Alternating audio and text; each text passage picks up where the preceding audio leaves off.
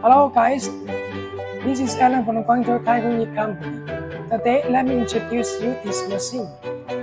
This is Shadow Boy single clip machine.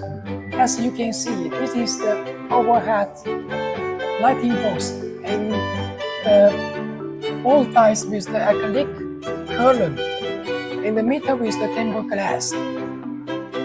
The single turntable has the 44 clamps.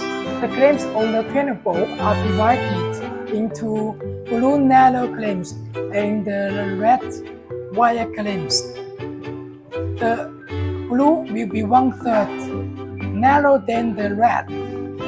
The chance of vending is smaller, so we could offer cheaper goods on the red clamps and slightly more expensive gifts on the blue clamps to give the players more challenging feeling. Now, let me show you how to play this machine. Firstly, we need to put the coin into machine. And when we target someone, we press, the gift will drop, and then we pick up the prize.